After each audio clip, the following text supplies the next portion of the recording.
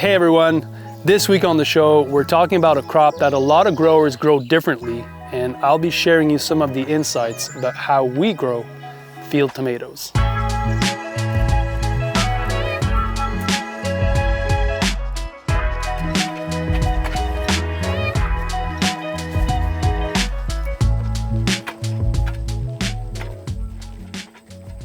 So perhaps you've seen in the other YouTube videos how we do greenhouse tomatoes. You know, greenhouse tomatoes is a big focus for us on the farm. It's a big focus of what I've been teaching to a lot of growers also, because it's the #1 money-making crop on the farm.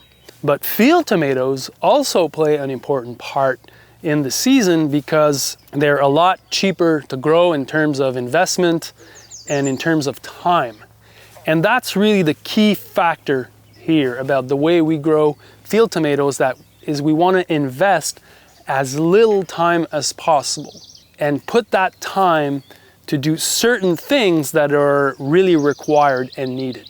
And so the first thing is that we grow them on landscape fabric, so that keeps the moisture really nice. We can put our drip tapes underneath, and we won't need to be coming and weeding them or cultivating them. So we front load the whole fertility at the start, so that means that we won't be bothering with side dressing further on. We're front loading, and then we're transplanting crops that are really nice. So transplant that are the right size, starting at the right time. So the process that we do here at the farm is that we stake them, and we will trellis them as they grow, and we want to prune them only once. We want to take the suckers out only once, and then we'll just leave them kind of wild. And we'll do, first pruning is below the first cluster of fruits.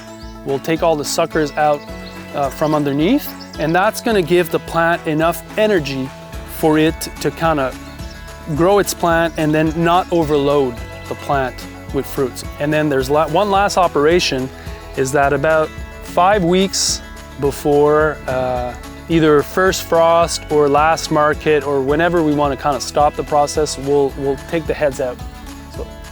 So let's say this is the head, so we'll simply cut the head out, and that's going to give the signal to the plant to start and really put all the energy and all the fruits that's already on the plant. There's a lot of growers that have fungal or diseases on the leaf. That's why we use these caterpillar tunnels. You know, I did another video about how we move them around.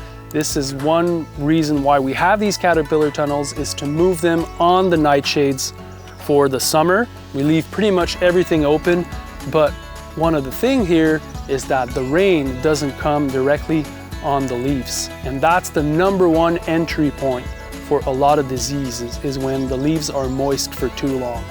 So other growers in other area could have shade cloths. That could also be a winning strategy, using those same caterpillar tunnels. But all in all, the name of the game with the field tomatoes is to invest a lot of energy at the start of them, and then we pretty much leave them to themselves. And we'll have a few weeks of really nice bumper crops that we bring at farmers market. Obviously, you want to have different varieties that people don't know of, some that are more spectacular than others. Taste is really important. That's really where field tomatoes outcompete some of the greenhouse tomatoes.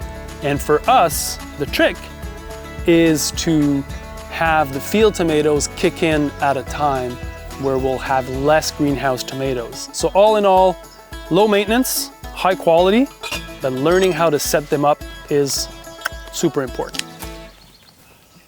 So that's it for this week's video. Don't forget, guys, there's a cheat sheet that you can download about how to prune your tomatoes to grow them on 2 heads with 2 liters. It's a great way to save money on the seeds and to have more productivity. Hope you like this week's episode.